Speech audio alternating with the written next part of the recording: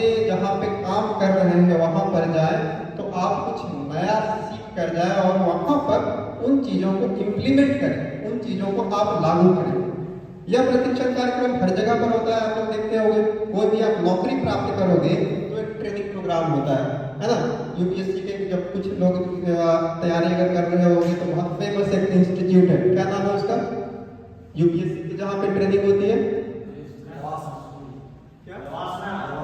लक्सना, Lal Bahadur Shastri national academy, national administration academy, जो कि कहाँ है, मंसूरी में, है ना। तो वो क्या बेसिकली किया गया, पहले यह नेहरू सेंटर था। इसका मोटिव क्या है नेहरू युवा केंद्र बनाने का, कि बेसिकली जो रूरल यूथ हैं, जो कि ग्रामीण परिवेश में रहने वाले जो युवा हैं, उनमें नेतृत्व क्षमता का विकास करना।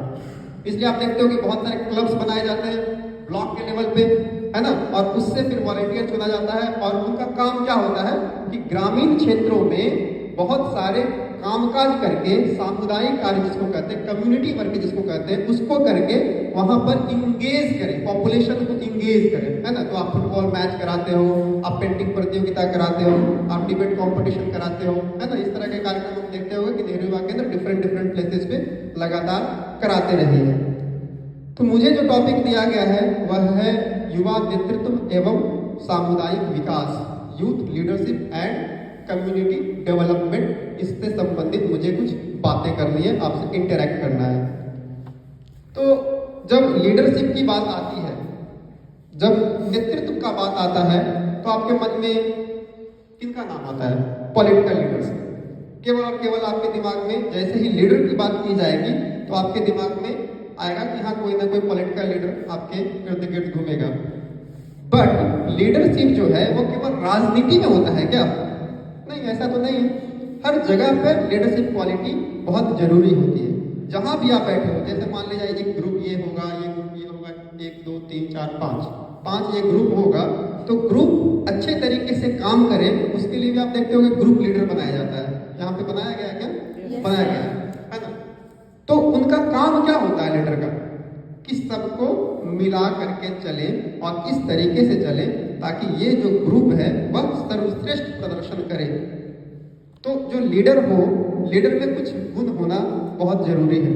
जो लीडर हो उसमें बहुत सारे कुछ कैरेक्टरिस्टिक का होना बहुत जरूरी है। इसलिए युवा का मतलब नेतृत्वकर्ता का मतलब या लीडरशिप का मतलब केवल और केवल पॉलिटिकल लीडरशिप नहीं है, वह हर क्षेत्र में हो सकता है।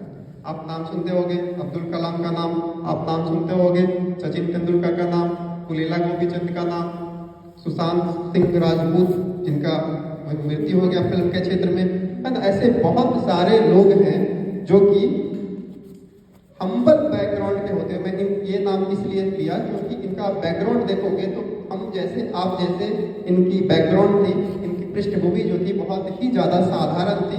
बावजूद इसके वह अपने जीवन में बहुत एक्सेल किए, वह अपने जीवन में बहुत ज्यादा आगे बढ़े। वह चाहे खेल के क्षेत्र में हो, चाहे कला के क्षेत्र में हो, चाहे वह राजनीति के क्षेत्र में। अगर आप देखोगे तो अभी के प्रधानमंत्री हो या फिर आपके राज्य के मुख्यमंत्री हो, इनका भी जब आप बैकग्राउंड देखोगे तो इनका भी कोई पॉलिटिकल बैकग्राउंड नहीं रहा है, बल्कि एक हम्बल बैकग्राउंड से वह धीरे धीरे आगे बढ़े। आत्मविश्वास आपको होना ही चाहिए और तभी आपको कोई फॉलो करेगा। लीडरशिप में सबसे ज्यादा इंपॉर्टेंट ये होता है कि आपके पीछे वाले जो लोग हैं, आपको जो फॉलो कर रहे हैं, आपके जो फॉलोअर्स हैं, वह आप पे कितना ट्रस्ट करते हैं। और वो ट्रस्ट कब डेवलप होगा? जब आप में खुद में आत्मविश्वास भरा हुआ है। आप जो बोल रहे हो, आप जो कर रहे हो, उसमें आप खुद में ट्रस्टेड हो, टेस्टेड हो, तभी कॉन्फिडेंस डेवलप होगा ना। अभी जैसे मान लीजिए आपने 5 पॉइंट बताया, उन्होंने 3 पॉइंट 4 पॉइंट बताया, तो आप कॉन्फिडेंटली बता रहे हो कि नहीं, मैं अगर बोल रहा हूँ कि अनुभव is the important thing for any leadership, तो आपको कॉन्फिडेंस होना चाहिए। आप उसको जस्टिफाई कर सको कि नहीं, ये पॉइंट इसलिए मैं बोल रही हूँ या बोल रहा हूँ क्योंकि ये लीडरशिप के लिए इम्पॉर्टेंट है। या कोई भी राजनीतिक पार्टी का जो नेता होता है, किसी भी मुद्दे पे अगर आप बोलता है, आप टीवी डिबेट्स में देखते होंगे, है ना, 8 बजे 9 बजे रात में अगर आप टीवी खोलते होंगे तो किसी भी मुद्दे पे अभी टीवी डिबेट्स आप देखोगे तो आप देखोगे पक्ष में भी उतना ही जस्टिफाइड पॉइंट्स होते हैं और विपक्ष में भी उतने ही जस्टिफाइड पॉइंट्स होते हैं। लगभग होता है ना, आप पक्ष में भी देखोगे तो लगेगा हाँ ये भी तो ठीक बोल रहा है 4 पॉइंट, विपक्ष में भी आप कोई बोलेगा तो आपको लगेगा ये भी तो 4 पॉइंट ठीक बोल रहा है। मतलब कि वो इतना कॉन्फिडेंटली बोलता है कि उसको सुनने वाले को लगता है कि नहीं ये जो पॉइंट बोल रहा है इसमें कुछ चीजें जो है वो सही है। तो confidence is very important for any leadership, वो बहुत ही ज्यादा जरूरी है और सबसे ज्यादा इंपॉर्टेंट है कि आपका आत्मविश्वास है जो कि बना रहे। आप कोई भी काम करते हो, आप खेती करते हो, आप चाय का दुकान खोले हो, आप पढ़ाई में कुछ कर रहे हो, छात्र नेता आप बन रहे हो, या फिर आप बिजनेस कर रहे हो, नया स्टार्टअप खोल रहे हो, आप में कॉन्फिडेंस होना चाहिए, है ना। अभी देख रहे हो कि चाय बेचकर कितने लोग, तो आपका कमिटमेंट फिर से आपको वहां पर ले जाएगा, वो आपको छोड़ने नहीं देगा। इसलिए आप देखते हो कि बहुत सारे ऐसे लोग होते हैं कि पहले पुलिस की नौकरी कर लिए, दारोगा बन गए, लेकिन बाद में देखोगे 4 साल बाद 5 साल बाद फिर वो यूपीएससी का एग्जाम दे रहा है। या फिर बहुत सारे ऐसे बिजनेसेस को भी देखोगे जो कि बहुत ही स्मॉल स्तर पे उसने स्टार्ट किया और धीरे धीरे उसके पास कमिटमेंट है, उसको एक विजन है कि मुझे कहाँ पर जाना है और उस तरफ वह लगातार कोशिश करते रहा और वह वहाँ पर पहुँच पाता है। तो commitment is very important thing and leadership के लिए फोर्थ तो सबसे इंपॉर्टेंट, आप में से शायद किसी ने बोला कि communicator. He or she should be a good communicator. Communicator मतलब क्या होता है? Communicate करना। और आप जब बात कर रहे हैं तो मैं आप तक अपनी बात पहुंचा पा रहा हूँ कि नहीं पा रहा हूँ, ये बहुत इंपॉर्टेंट है ना। और खास करके लीडर के लिए जब अगर आप बात करोगे, जो नेतृत्व करता है उसके लिए अगर आप बात करोगे, उसके पीछे उसकी आवाज सुनने के लिए तो 1000 लाख और मिलियंस ऑफ पीपल्स होते हैं।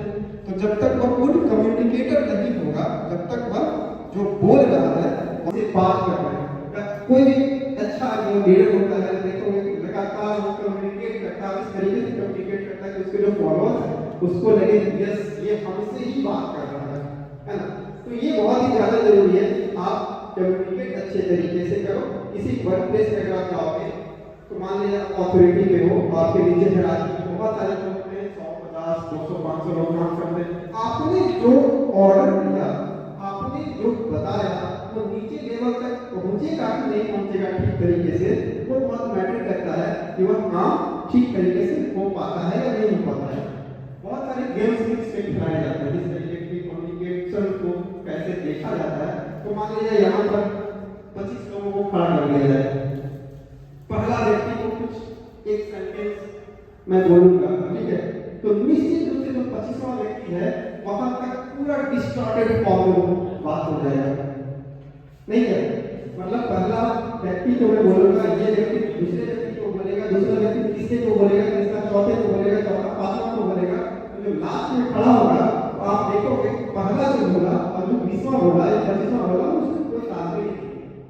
तो इसका मतलब है कि बीच में गैप आ गया, वो ठीक से कम्युनिकेट नहीं कर पा रहा है। और जब कम्युनिकेट नहीं कर पाएगा तो जो पहला बोलेगा वो ठीक तरीके से इम्प्लीमेंट नहीं हो पाएगा, ठीक तरीके से लागू नहीं हो पाएगा। इसलिए लीडरशिप में जो नेतृत्व करता है उसके लिए बहुत जरूरी है कि क्रिस्टल क्लियर और बहुत ही बेहतरीन तरीके से वो कम्युनिकेट करे। एक और पॉइंट है कोचेबल। कोचेबल मतलब कोच करना, मतलब ट्रेनिंग देना, मतलब कि जो एक लर्निंग एटीट्यूड होता है, लर्निंग एटीट्यूड होता है। तो किसी भी लीडर में ये कभी भी नहीं होना चाहिए कि मुझे सब आता है, हम सब ज्ञाता है, हम बसी वाला हम मांगने वाला बात नहीं होना चाहिए। मतलब कि सीखने की जो क्षमता है, जो लर्निंग का जो एक कैपेसिटी है, वह हमेशा ही उसके अंदर होना चाहिए। आमतौर पर देखो बहुत सारे जो व्यक्ति होते हैं, खास करके मैं यहाँ पर मतलब बिहार में ज्यादातर लोगों को ये देखता हूँ कि सीखने की कैपेसिटी में थोड़ी कमी है। उसको आप कुछ बताओ तो करने वाला तुरंत जानते हैं। कोई गाड़ी चला रहा है, उसके पीछे बैठे हो ड्राइवर को बोलोगे भैया थोड़ा सा ऐसे चला रहा है, सर हम 25 साल से चला रहे हैं, हम 10 साल से, मतलब हमेशा ही कुछ ना कुछ एक्सक्यूज देगा, वो कभी भी अपनी गलती को मानेगा नहीं। आप आमतौर पर देखोगे तो, और जो अपनी गलती को नहीं मानेगा इसका मतलब है कि वह अपनी कमी को पहचान लेगा। कभी तो बचाएगा नहीं, ठीक नहीं करेगा, और जब ठीक नहीं करेगा तो वो जैसा है वैसा ही बना रहेगा, वो इम्प्रूव कभी भी नहीं होगा। तो मतलब आमतौर पे ये 65 नंबर को माना जाता है डिपेंडेंट पॉपुलेशन। तो 15 से 64 साल के बीच में जो एज ग्रुप ज्यादा अगर हो तो इकोनॉमी में वो ज्यादा पार्टिसिपेट करेगा, प्रोडक्शन में वो ज्यादा भाग लेगा, और इसलिए क्या होगा कि उसकी इकोनॉमी ज्यादा तेज गति से चलेगी। तो भारत का पॉपुलेशन में अगर आप देखोगे तो भारत का पॉपुलेशन जो 15 से लेकर 64 साल का जो एज है उसमें भारत का पॉपुलेशन लगभग 65%, 65%, और भारत का जो मीडियम एज है मतलब औसत आयु भारत के लोगों का कितना है, लगभग अभी 28 साल। औसत आयु मतलब समझते हो ना, फुल एज निकाल दिया जाएगा टोटल पॉपुलेशन का, बाय डिवीजन कर दिया जाएगा टोटल पॉपुलेशन से, औसत निकल जाएगा। जैसे यहाँ औसत अगर आप निकालोगे तो क्या इसका सबका एज आप काउंट करोगे और बाय जितने लोग हो उसको डिवाइड करोगे तो औसत हो जाएगा। औसत से नीचे भी कुछ लोग होंगे और औसत के ऊपर भी कुछ लोग होंगे। तो भारत का उसी तरीके से औसत आयु जो है वह कितना भी है, 28 का, मतलब बहुत यंग पॉपुलेशन है भारत का। अगर वर्ल्ड लेवल पे अगर आप देखो के बाद फिर से एक नया यूथ पॉलिसी पे बात चल रही है, 2022 में एक ड्राफ्ट आ गया है उसका, और उस पे अभी सरकार ने मांगा है कि उसको किस तरीके से लागू किया जाए।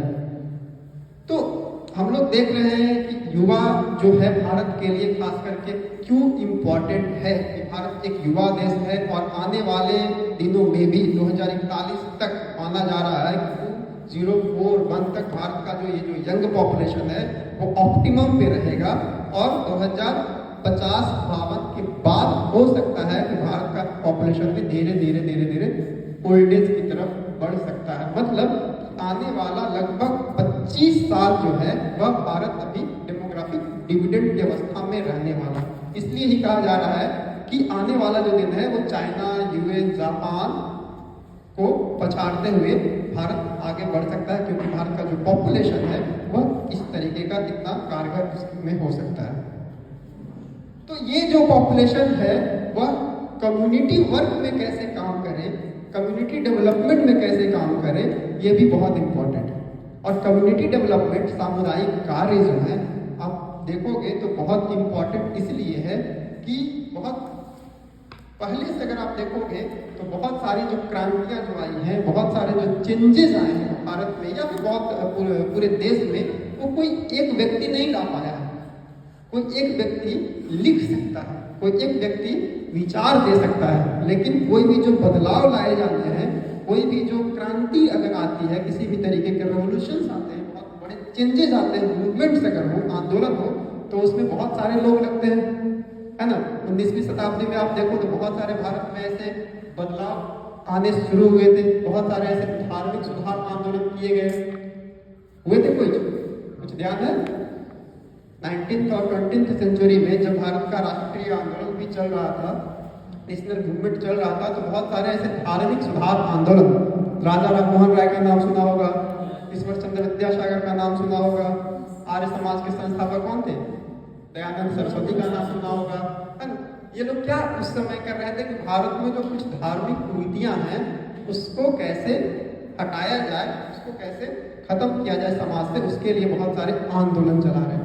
तो वो आंदोलन केवल राजा राम मोहन राय बोल दिए तो नहीं हो गया, या फिर आर्य समाज के जो प्रणेता थे दयानंद सरस्वती, वो बोल दिए तो नहीं हो, मतलब कि वो उनके जो फॉलोअर्स थे उन्होंने बहुत सारे ऐसे काम किए और उसके बाद इस तरीके के चेंजेस आए।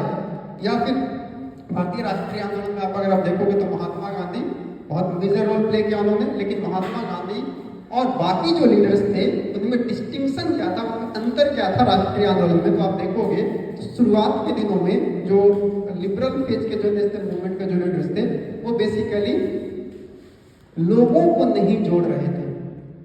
वो जब राष्ट्रीय आंदोलन चला रहे थे उसमें कुछ खास वर्ग के ही लोग थे, लेकिन जब महात्मा गांधी का आगमन हुआ 1915 के बाद भारत के राष्ट्रीय आंदोलन में, तो आप देखोगे कि वह धीरे धीरे आम जनता तक पहुंचने लगी। और इसलिए सबसे पहला जो बड़ा एक मूवमेंट हुआ था इंडियन नेशनल मूवमेंट में, वह क्या कहलाता है, कोऑपरेशन मूवमेंट हुआ था 1920 में, असहयोग आंदोलन, जिसमें कि बहुत बड़ी संख्या में लोग उसमें भाग लिए थे। मतलब कि जो आम जनता है वह किस तरीके से वहां पे पार्टिसिपेट करे वह बहुत जरूरी है। और इसलिए स्वतंत्रता के बाद ये खास ध्यान रखा गया कि सामुदायिक कार्यों को कैसे आगे किया जाए, सामुदायिक विकास कैसे किया जाए, लोगों को जोड़ करके देश के हित में या समाज के हित में कैसे काम कराया जाए, उसके लिए बहुत ध्यान दिया गया। और इसलिए देखोगे तो शुरुआती चरणों से कुछ ऐसे संगठन का भी निर्माण किया जाने लगा। उसमें एक आप जिस संगठन में काम कर रहे हो, नेहरू युवा संगठन बनाया गया बाद में। इसी तरीके से एक और राष्ट्रीय कार्यक्रम एवं खेल मंत्रालय का NSS काम करता है, नेशनल सर्विस स्कीम।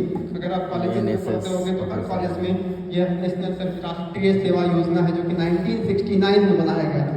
1969 इसलिए इम्पोर्टेंट है, क्या था 1969 क्यों इम्पोर्टेंट है वैसे NSS के अलावा? 1869 क्यों इम्पोर्टेंट है? 1869 ध्यान करो कुछ, जिसका नाम अभी हम लोग कुछ देर पहले ले रहे थे, महात्मा गांधी का क्या हुआ था? जन्म हुआ था 1869 में, हुआ था ना? 1869 में महात्मा गांधी का जन्म हुआ था। तो इसलिए 100 साल हुआ था 1969 में, बर्थ सेंटेनरी था, शताब्दी वर्ष था 1969। और इसीलिए 1969 को उसी के कारण से एक ऐसा संगठन को बनाया गया जो कि कम्युनिटी वर्क करे। कम्युनिटी वर्क क्या होता है? कम्युनिटी वर्क होता है क्या कि जिसमें आपको पेमेंट नहीं दिया जाता है ना, कोई कंपनसेशन नहीं दिया जाता है, और आप काम करते हो समाज के लिए, देश के लिए, गांव के लिए, आस पड़ोस के लिए, है ना। तो इसलिए कम्युनिटी वर्क जो है उसको भारत के विकास में कैसे वह ठीक तरीके से काम करे, उसमें उसको ज़्यादा तवज्जो दिया गया। और कम्युनिटी वर्क ज़्यादातर कौन करेगा? जो कि युवा होगा। वैसे युवा का जो डेफिनेशन है, भारत के यूथ पॉलिसी जो 2014 में आया था, उसमें कितने एज ग्रुप को माना गया है युवा? 15 से 30, 15 टू। बेरोजगारी वाली जो समस्या है ये ग्लोबल समस्या है, भारत के साथ भी ये ज्यादा है और बाहर की ये चीजें हैं। भारत के साथ पर्टिकुलरली ये ज्यादा इसीलिए है, एक और खास बात है कि भारत में अगर आप देखोगे तो डिपेंडेंसी ज्यादा रही है सरकारी नौकरी पे, और सरकारी नौकरी निश्चित रूप से कम होगी तब जब आपका इकोनॉमी जो है वो धीरे धीरे ओपन हो रहा है। ओपन हो रहा है मतलब सरकारी नियंत्रण इसमें कम से कम हो रहा है। सरकारी नियंत्रण कम होगा तो निश्चित रूप से प्राइवेट भागीदारी बढ़ेगी, और प्राइवेट भागीदारी बढ़ेगी तो प्राइवेट सेक्टर में नौकरियां ज्यादा होंगी बनिस्पत करके सरकारी नौकरी। पहले आप देखोगे तो इंडियन एयरलाइंस प्लेन चलाती थी पहले, मतलब कि 1995 के पहले केवल इंडियन एयरलाइंस का क्या करते थे। There was no such Jet Airlines और किंगफिशर और स्पाइस जेट, ये सब बाद में आया। तो इंडियन एयरलाइंस केवल पहले अगर टेलीफोन आपको यूज करना था, पहले केवल आपके पास क्या ऑप्शन था? BSNL का ऑप्शन था, है ना। BSNL और MTNL था, MTNL दिल्ली और मुंबई में काम करता था। आपके पास और कोई सुविधा नहीं थी, है ना। अगर बैंक से जाते हैं तो आपके पास SBI की सुविधा थी और PNB और इस तरह के जो नेशनलाइज्ड बैंक थे वो आपको बीमा करवाने थे तो LIC जैसी कंपनियां थी जो सरकारी थे। अभी